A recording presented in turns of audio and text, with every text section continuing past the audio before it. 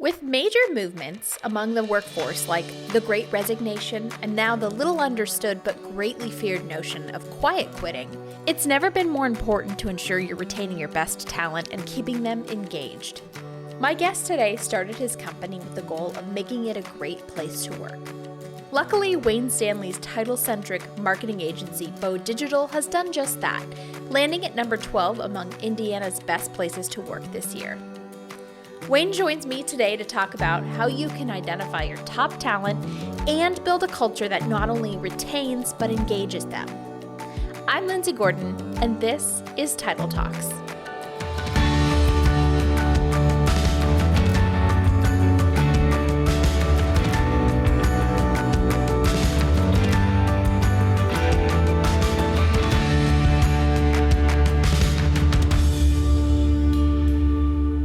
Hey Wayne, thanks so much for joining me. Hi Lindsay, it's great to be here. How you doing today? I'm doing great. How are you? I'm doing pretty well. Exciting to kind of look into fall coming and summer being over. We're excited for this heat to eventually die down. You're in Indiana, right? Yep. Based in Indiana, where we have a very hot and humid summer as well. It's not quite as bad as Florida or anything, but we're ready for fall here too. Yeah, I bet. Your team at Bo Digital, you guys are completely remote. Is that right? Yeah, from the outset of the company in 2017, I knew we would be a fully remote company. And so now we've got 20 full-time staff that are spread mostly throughout Indiana, but then we've got a couple in different states as well. So if people don't know you, I'm going to give you an opportunity to just kind of introduce yourself, talk a little bit about who you are, and then also tell us a little bit about Bo Digital. Sure. Well, I started Bo Digital in 2017 after working for almost 6 years at the American Land Title Association. When I was there, I was sort of like Lucy from the Peanuts. I was doing social media, and at every Alta event, I would sit there at a social media help desk and literally helped title agents sign up for things like Twitter and Instagram, where the industry even 5 years ago was like, 10 years ago now is when I started at Alta. And people would say, I don't know why I should be doing this or if I should be doing this. And so I did a lot there. And then that transitioned into some help with the Title Action Network, helped grow that from 500 members to about 17,000 members across the country. And then ultimately worked on the homeowner outreach program. And so between the Title Action Network and HOP, that's where a lot of folks in the industry came to know emails from me and that sort of thing. Prior to working for Alta, I worked on Capitol Hill for 6 years. For Senator Richard Lugar from Indiana. I was his communications director, and that was a really exciting, unique opportunity, and that's how I met Michelle Korsmo, the then CEO of Alta, and got into this crazy industry. So fast forward 10 years later, Bo Digital is a marketing agency that helps title companies, real estate attorneys, underwriters, and other vendors in this space with their marketing, whether that's traditional with design and logos and handouts and flyers and things like that, or everything on the digital side with websites, podcasts like this, blogs, marketing emails, video, social media, all that kind of stuff. That's awesome. And so we were touching on it earlier, but you kind of built your team, intentionally, right? And the way that you run your company. Talk a little bit about that. Yeah, one of the best pieces of advice I got when I started the company was that often people wait too long to hire and they don't really think strategically about those that they're trying to hire, especially when you're in a high growth mode, we're not in that right now as an industry, but the last few years we definitely have been. Mm-hmm. And so for me, I knew that I wanted to create a place for people to work that they actually enjoyed coming to. And I wanted it to have sort of supreme flexibility because I had seen that in my particular position at Alta. I was given a lot of flexibility, and it really kind of shaped my mindset on what I wanted to do in my own company. And I don't really believe in work-life balance. I don't think anything's ever balanced. I think that it's better. I try to think about it, and I talk to our team about work-life integration because you need you need work to live. You know, people need money to live. And that's, at the end of the day, as much as you may love your job and it may be altruistic and all this stuff in what you're doing, it's about the money for a lot of folks. And it's about, you know, creating a life for you outside of the workplace. And the way that we work and live now, it's a mess. It's all tangled together. And so I want that to be as simple and uncomplicated as possible. And so that's what we've tried to do. And so when we hire, we really talk a lot about the remote work aspect of working for Bo Digital, and what we require of our team to make sure that people still feel like they have a friend on the team, you know, someone that, you know, if you were in a traditional office, they could run around the corner and vent about a call they just had, or celebrate a victory, or cry over something sad that happened in their personal life. I mean, all the things that make us human, and the, you know, proverbial water cooler moments in a traditional office. We really try to make sure that people have a space for that, even though we're completely remote and it's not easy, but we put a lot of time and thought into making that an opportunity for everyone on our team. Yeah, absolutely. You alluded to it earlier. Obviously, you know, the last 2 years have been kind of insane, hyper growth mode. Everyone could barely stop, you know, to breathe. They were hiring to keep up with their order volume. And now we're seeing, you know, this like huge slowdown, a big break really, to orders. And, you know, it's being called a market correction, you know, kind of returning to a more normalized market. And I think it's taken a lot of people by surprise how quickly it has happened.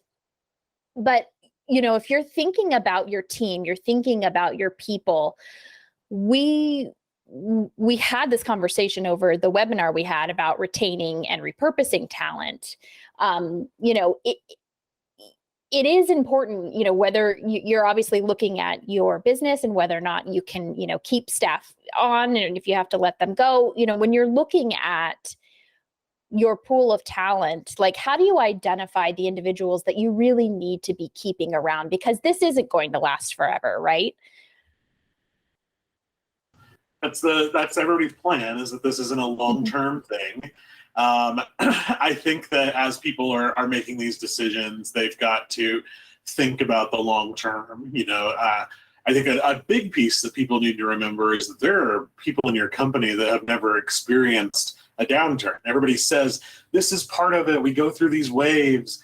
There are a lot of people that maybe weren't in management positions in the last downturn. The last downturn was before I even got into this industry. I mean, when I came in 2012, people were still just crawling out of what happened in 07 and 08. And there was a lot of PTSD from that. I think people have that right now. It's very different. You know, I go to all these state land title associations and national meetings with October Research and Alta and all this stuff. And everybody has something different to say, which makes all of these decisions even harder. And so I think when you're thinking about who to keep and all of that, you have to think about your A team, your star players, your folks that are triple, quadruple, quintuple threats, you know, whatever that may be. For you, you've got to really think about who's going to serve you the best long term. And you've got to think about your culture and where you want things to go. If you're going to use this as a time to retool, you know, if anybody ever follows professional sports teams, there's often the rebuilding year.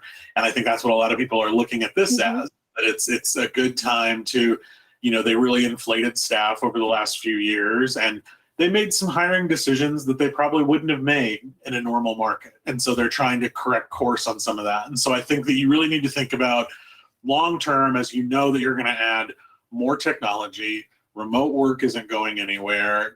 The flexibility and folks wanting options and their employment benefits and all of that, if none of that's going to change, it's just going to evolve as we keep going. What do you want your company to look like, and who do you want to be there with you? And those are the kinds of decisions you're going to have to make as you move forward in all this. What are some of those trademarks when you are looking for that A team? Like, who do I need? How do I keep those individuals around? You know, how do you identify who those rock stars are?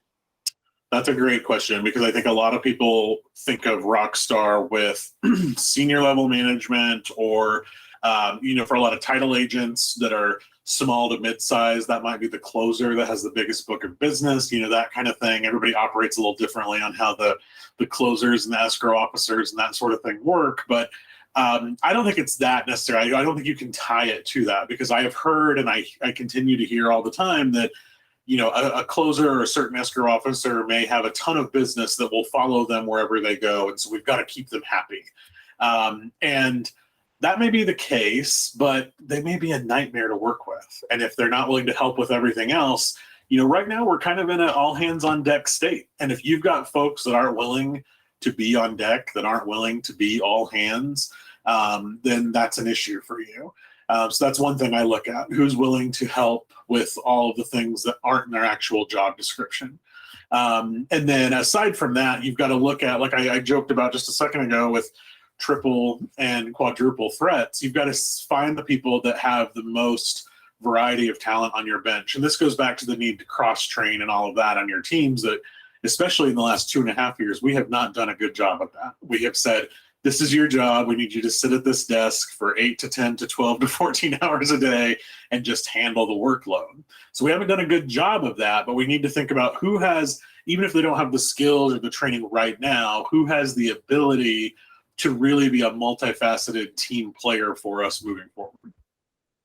Yeah, and I think we'll get to that, the aspect of repurposing or reallocating and cross-training. But really quickly, I wanted to talk about, I think, where you excel a lot, and as a business owner, is retention efforts, and like some of those things that really make an impact. Like if you are trying to keep around those people that maybe they recognized that they did really well during like the super busy time, they maybe they're looking and thinking like, oh, the industry is turning, do I find another opportunity somewhere? Like, how do you keep those individuals around that you really have come to identify as your star players?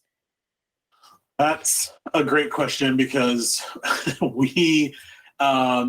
I go to all these internship events at universities throughout Indiana. We're very lucky that we've got a lot of really great universities here, from IU to Notre Dame to Butler. I mean, we've got great stuff. And I sit on these panels with students that are in school now, that are making decisions about their careers and what job offers they're taking. And they bring up benefits all the time.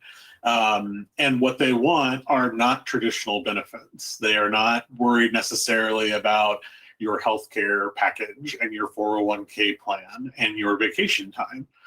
They're worried about other things. And so what I've kind of dubbed on our team is sort of the intangible benefits, or things that, just are unique to the person. I know that's easier for us, 20 full-time versus some of you that are listening that probably have several hundred staff. It does get harder, but there are ways to do it. And so, the small things sometimes mean the most to people. So, when we asked our team, what's one thing we can do to help you out right now? Like, if we could do one thing and budget was no option, how could we help? And they really surprised me. I expected people to say, more staff, I need an assistant, or I need this expensive tool or technology or something. And most people said it'd be great if I just had more time. If we could figure out how to give me more time to get the work done, that would be wonderful. And so we gave them a day, 2 days a month actually, where there are no internal or external meetings. They are able to just get 8 hours straight of work that can happen. We call them GSD days, which stands for get stuff done. The stuff might stand for something else depending on your vocabulary, but I won't say that on this podcast. And so that's one small thing we did. Another thing, we found that a lot of them listen to Spotify all day long. And so one really small thing was, we said, look, we'll pay for your premium Spotify account so you don't have to listen to commercials anymore. And you would have thought that between those two things, we gave them 5-figure cash bonuses. I mean, people just lost their minds for it. And sometimes when you're thinking about retention, the small stuff matters. They don't want something really crazy. They don't want something out of this world. The bonuses and raises aren't always the answer. I know I said at the very beginning of this, people, the money matters, and it does. But when you're thinking about retention, it may be something really small that's a headache in their life. You may find out that there's a half an hour of the morning where someone has to get their kid to school, but they're also supposed to be at work. And just by delaying their official start time at the company can make a huge difference in their life that all of a sudden, like I said, integrates work and life way better. It's still not balanced. They're going to have to figure it out. They're probably going to have to work later or whatever that may be, but it's integrated in a totally different way. And then those kind of retention efforts I've found work the most. Yeah, it sounds like you obviously, it seems simple, but it's like asking what matters to people, or even listening and paying attention to the sort of things that matter to them, obviously are going to go a long way. I think individuals want to be felt like they're heard, and felt like when they do bring things up, I mean, obviously asking for more time to get things done is like one of the best things you can imagine your team would be asking for, right?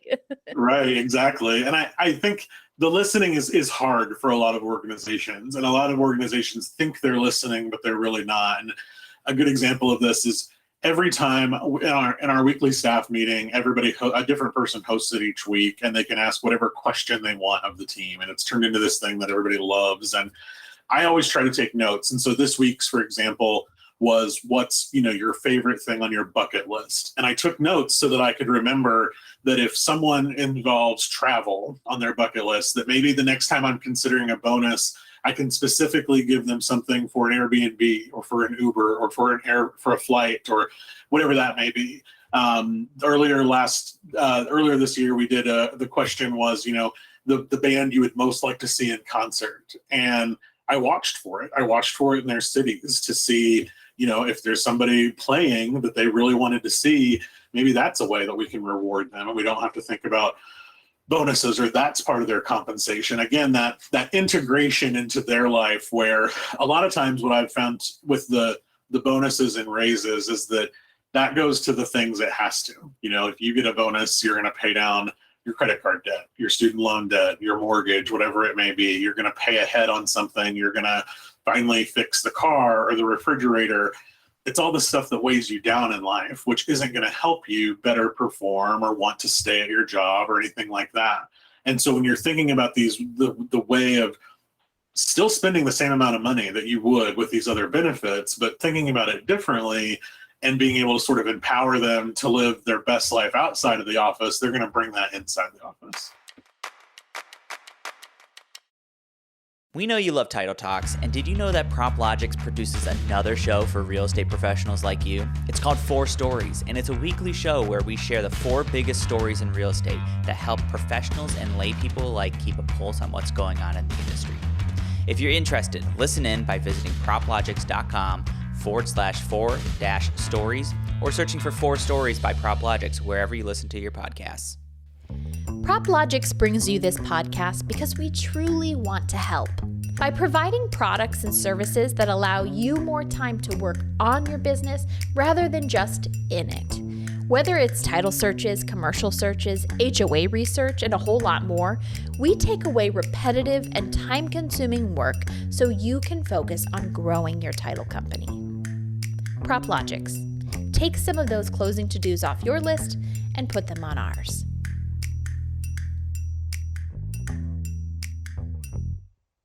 And you guys just recently went to a 4-day work week. We did. So that's a huge thing. I know we were talking before, and you had mentioned, in the title industry, no one ever thought remote would be possible. But like the beginning of the pandemic kind of showed all of us that, well, maybe what we thought was not possible can be possible. So tell us a little bit about that, because I'm fascinated by the idea of a 4-day work week and the experiment. Yeah, we have planned and thought about it for about 6 months. At the beginning of the year, I said, look, I would really like to get us to a point where we can do a 4-day work week. And what would that take? What does it look like? With our biggest consideration being, how would it affect our customers? And what we came to see is that we really don't get that much communication on Fridays, because serving this industry, everybody's busy. And so we thought about, what does that look like? There are basically 2 different options that we saw when we did a lot of the research that people do with 4-day work weeks. One is that you can take, one specific day a week off for the entire team, or you let people pick. And pretty quickly on the process, we realized for us, we needed to have one day that we were off for everyone, and we chose Fridays. There are a lot of groups that chose Mondays. My very traditional business brain cannot imagine not working on Mondays. I feel like that would throw the whole week off, but we chose Fridays. And then the other big consideration after that is people have to decide, are you just shortening the week to essentially a 32-hour week, or are you going to force people into 10-hour days? And we said, look, we treat our staff as adults in everything that we do. And we think that there's a lot of room when you consider all of the sort of one-off conversations, silly stuff, the errands that people run. In between calls, I'm just going to go do a little laundry really quick. All of that stuff that is more than fine, and things we would do in a traditional office too. Hour lunches, whatever it may be. There are probably ways for them to shave 2 hours a day, Monday through Thursday. So we chose that model of we're a 32-hour work week. And we made sure that the team was built up to a place where we could handle all the work that we currently have and continue to grow and have this schedule. And we've been doing it for about 7 weeks now, and it's gone really well. We set up a system so that our customers still felt supported, and that's gone really well. I really expected a lot of conversation with customers and with friends in the industry, and so far it's been a lot of people like you saying, I'm very curious about this. How would it work? When we first we sort of tested the idea by telling someone on our team, and it brought tears to her eyes. She said, I always thought that a place like that would be absolutely amazing to work, and I had no idea that I had found it here. And I wasn't looking for tears or anything, but we knew we were on the right path, and we knew that that was another thing that was going to solidify, somebody may be able to make more money somewhere else or get a really great offer to go to another company for certain work or whatever that may be. But we're trying to make some of our other benefits, again, that aren't dollar signs, so compelling that it would be really hard to make a decision to move to a different work family. Yeah, that's so awesome. So let's get back a little bit to, if you're in a position in your company where you maybe don't have the order volume that you thought you did coming in from the places you thought, how do you take the talent that you already have and make sure that you keep them busy? Like, what are some ways that people can cross-train? How do you justify kind of keeping on talent in your organization? This goes back to that listening piece so we talked about a little bit ago. I think that a lot of people are always surprised by the talent that they have. And so, because they just don't know, somebody gets hired as a title processor or an escrow officer or an admin assistant, and you don't know that in their free time, they are, they're doing the program design for their church every weekend. They're doing the video work for the community theater. They are super technology focused at home. They have a whole smart home at their house. Or that person could maybe help you to implement new technology if that's not an actual position you have on your team. Maybe they are the person that has been training docents at the museum in your community for years and years and years and didn't realize they have the ability to help train and be an educator on your team. Maybe they're a really compelling trainer that could help your real estate agents or who knows what. To know that level, I say this all the time, title is so good about training inside our four walls that we often, when we step outside, we're like speaking a different language, or we like come out of this UFO where we're like, what's happening in the real world? And all of these people in your office have life outside where they're doing things and they have other skills, most likely, than what they're bringing to their specific role. And so asking those questions to think about what else are you interested in? What else are you good at? That's the first step. And to me, figuring out how you're going to cross-train and how you're going to keep people on. Because again, over the last 2.5 years, people have been building lists of nice to-dos is what we call them. This would be nice to do if we had time. It'd be nice to do if we had the money. And people have built up enough of their reserves in the last couple of years that they're trying to focus on some of that. They're working through those lists while also thinking about what's happening with the economy and the market. But, with that, it's a really good time to think about, okay, well, it would justify us keeping this position if it was also going to help with a couple of these really special projects. And when you're able to think about that, I think then that helps figure out the rest of who would you keep and how and what are they going to do. Yeah, absolutely. I'm not sure if it was a conversation I had with you, or maybe it was Kay Underwood Zach, who's a consultant in the industry. But basically, if you identify the talent on your team, maybe you find out someone in their last job was like really into commercial business, and that's another line potentially that you could open up, if you have that sort of talent. So it's like you just don't know what you have until, I guess, you ask, right? Right. You've got to ask, you got to have those conversations. It's not something that can be easily done through a Survey Monkey or something like that. Like, you've got to really peel the onion back and find out more about your team, because a lot of times, we make sure that they're a good fit for that role and for your organization, but that doesn't mean that they wouldn't be a good fit for a position that you haven't even thought of yet, or a position that you think is 5 years down the line, but you've actually got the perfect human with all the skills you need to do it right now. Absolutely. So let's talk a little bit before we wrap up our conversation about, sometimes you don't have a choice. It's like you have, only a certain number of revenue coming in, and you need to cut expenses, and you kind of arrive to the fact that you have to downsize. What are some things that you can do to help morale if that comes around? That's a great question. And I'll give you an example of this that I didn't have when we did our webinar on this with PropLogix. I have tried to be really transparent with our team, because as business has shrank for some of our partners, they have wanted to shrink some of their business with Go Digital, which we saw coming. We knew that's part of serving a really niche market. We've been planning for it, and it's not a big deal for us, but I was trying to be very honest with our team about, look, we're going to cut some expenses because our revenue is being cut at this time. And so how is that going to look? And even though I tell people all the time that it's probably good in these situations to over-explain, I didn't explain it. I was trying to bring them into the fold without getting down into the weeds. And the exact thing that I warned about happened. And I had a couple of our newest staff come to me and say, should I be looking for a new job?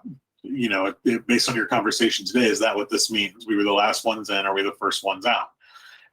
And so I tell folks all the time, in these situations, whether you're in that mode now where you're going to have to potentially trim staff, or you think you might be in the coming months, you've got to communicate and you've got to explain things to people, because if they're sitting around waiting for the other shoe to drop, they're going to create their own story. They're going to have it in their head. They're going to be less productive for you, which is even worse in these scenarios. Yeah. They're going to be sitting there applying for jobs and looking for things and just wringing their hands and worrying about this, when you could be communicating to them.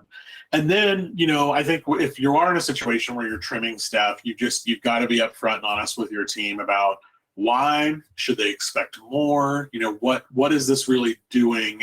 And if you're in an organization that's large enough where you're trimming multiple people, that's even more important. But I think it stings even more for smaller teams when you have to let one person go and everyone else is like, am I next? What's the plan here? And for a lot of groups, we have a plan. When the pandemic happened, we sat down and created a plan of, if the economy doesn't adjust, which thankfully after a week or so it did, but it did quickly, yeah. Right. But in that moment, nobody knew. And so we said, look, if this happens, what is our very specific plan? Because you don't want to have to make emotional decisions, because it is business at this point when we're talking about the economics of all of this. And so the more you have a plan and you communicate whatever part of that plan you want to your team, you don't have to outline it to them in detail, but to say you've got a plan in place also helps to know that it's not about anything personal. It's not about anything even on the revenue that somebody brings in and all of that kind of stuff, that this is what made sense for you for the business. And it gives, for owners and managers, it gives you a sigh of relief too, because you don't have to think about it in those high tension moments as it is. You already know if this domino falls, this is the action we're going to take, and our team should expect it because we've been outlining this and explaining the process to them along the way. Yeah, absolutely. It is kind of a tough time. It isn't just kind of, it is a tough time in our industry right now. Things are tough. What, as someone who runs his business, really intentionally, what are some words that you might give to other title company owners or people in the industry that might give them, I don't know, a little hope or a little bit of ending on a little bit of a positive note? Oh, I would say two things here. One, everything like this goes up and down. We all said that. The business seems for a lot of folks to have flipped on a dime, and to remember that if it can flip one way on a dime, there's an opportunity for it to flip another way.